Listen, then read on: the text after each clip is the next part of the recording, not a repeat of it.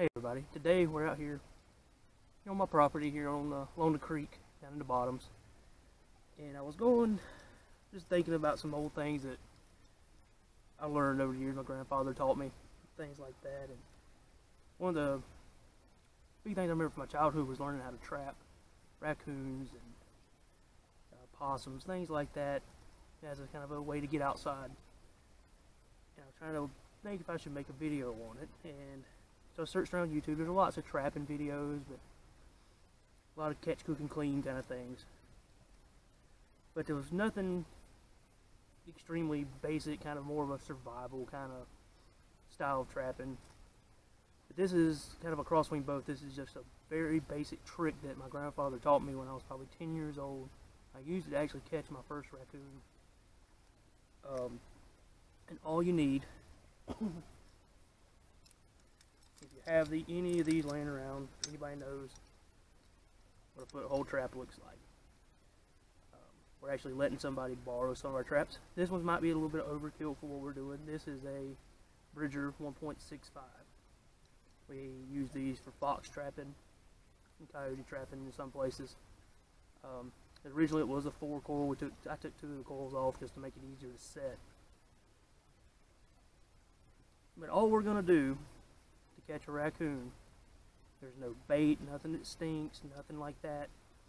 And if you're a survivalist, prepper, you have a bug out bag, if you can find one of these foothold traps in a hardware store, I probably wouldn't go over 1.5 coil spring, just for size purposes, and it's all you're going to need for this. And if you have a rope, or metal wire, or you got the long chain here and it comes down, and all you need is 1 or 2 of these stakes, just a re-rod stake with a washer welded on the end of it. If you stick that in one of these in your pack, your bug out bag, it could be a huge lifesaver for you. You can catch just about anything that you can catch: raccoon, possum, all kinds of small game in one to eat out, or that way you have a good source of food without using any ammunition. That's kind of ammunition's a heavy thing to carry in a bug out bag, and it's a necessary thing to carry, but you don't want to use it unless you have to. Well, with this right here, only thing that you need is probably one of the lightest baits you can carry. That is tinfoil. You can take a bunch of this and fold it down. This right here is about a 3-foot sheet of this regular tinfoil pulled out, and then just folded up into a nice little small rectangle. Stuck it in my back pocket to bring down here today. And all I'm going to do with this to catch a raccoon, I'm sure a lot of y'all who watch this may know this trick, but I'm sure there's a lot out there that don't. All I'm going to do, take a piece of the tinfoil. I'm just going to get me about a 4-inch square of this tinfoil. Maybe a little bit bigger. It ain't got to be perfect.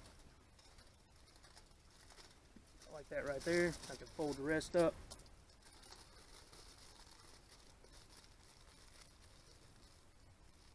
And put it back in my pocket. Put the rest back in your pocket. And you'll notice you got good light. See, one side of this is really shiny, and the other side's a little dull. You want to take note of that because that's important. All I'm going to do with this trap is take what they call the pan right here, the trigger pan, and take the dull side and down and cover just this pan. You got to make sure that you get it on there really good and tight. Dress it up real nice, and make sure that the dog right here, right back here, you don't have any tinfoil over that. You're going to get it good and tight. And you see, it's just dressed up, it's nice and shiny, just like you want. And what this is going to do is, I'll show you where we're going to set up. I've done some pre-scouting, found a place where there's some tracks. I'll show you those for raccoon that are walking along this creek bank.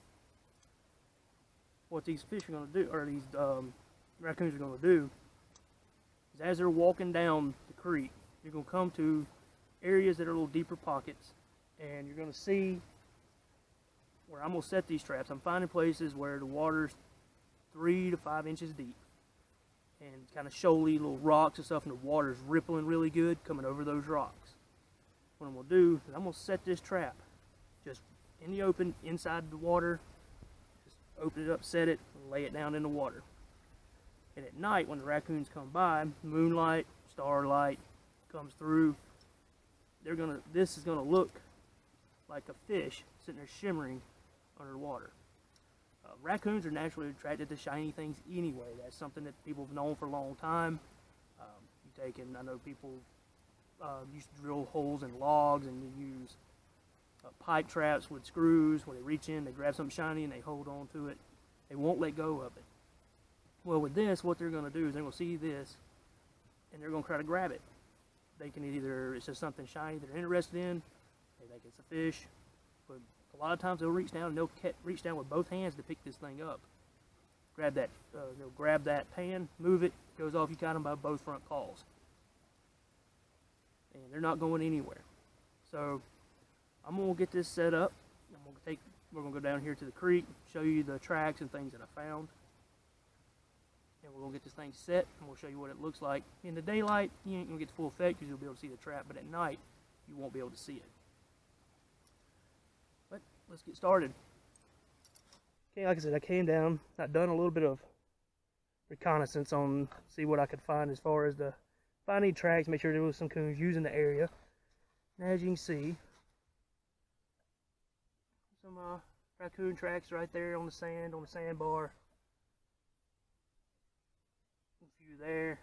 There's a really good picture there. As you see, he's walking down this creek bank. There's some more.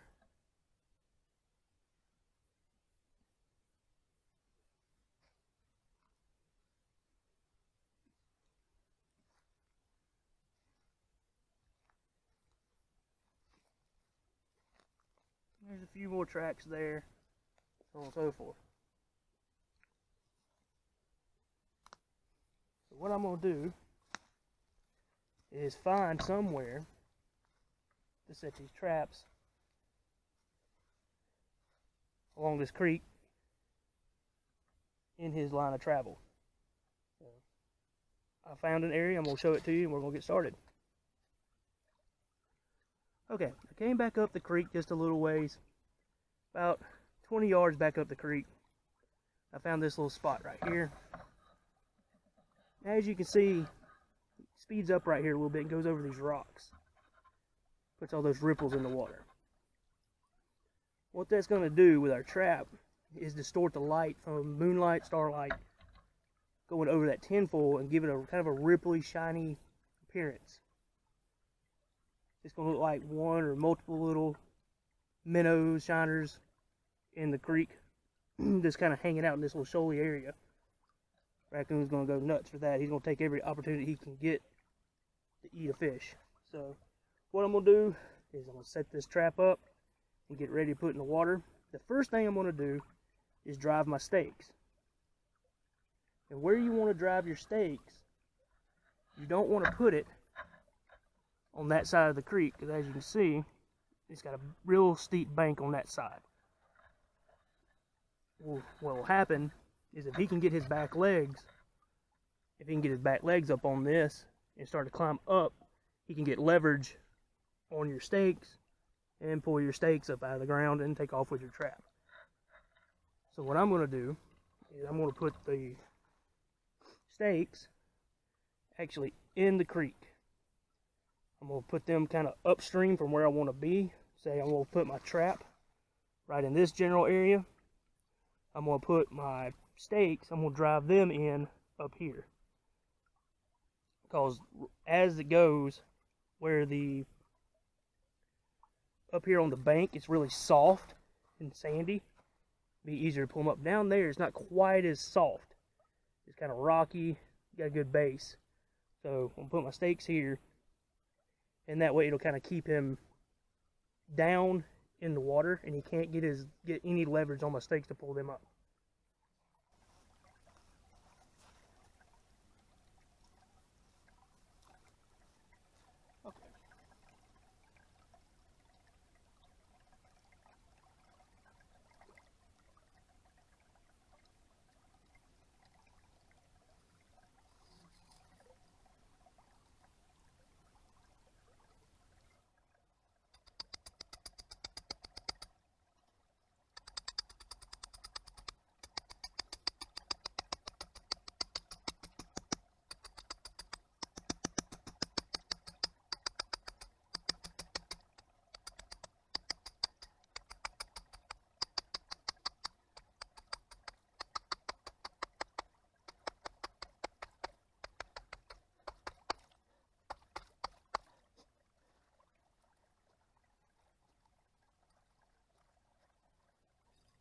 What happened, I set them too far at an angle, and this one kind of just pulled out on me. Pick it out.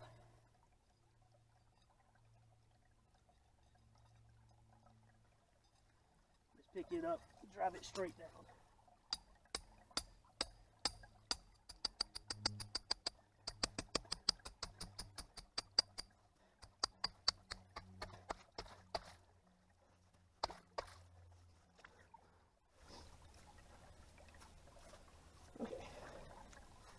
So, what I'm going to do right now, gently take this trap, and I like this area right in here. So, it's a little bit deeper, further this way we go.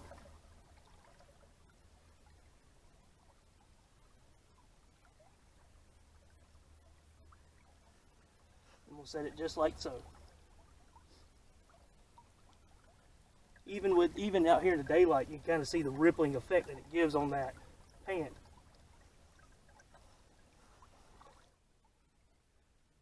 Guys, that's all there is to it. Kind of a really quick way to set up a trap for raccoons. I'm gonna set one more of these up since I brought two with me. Just kind of double my chances of catching one to show you guys.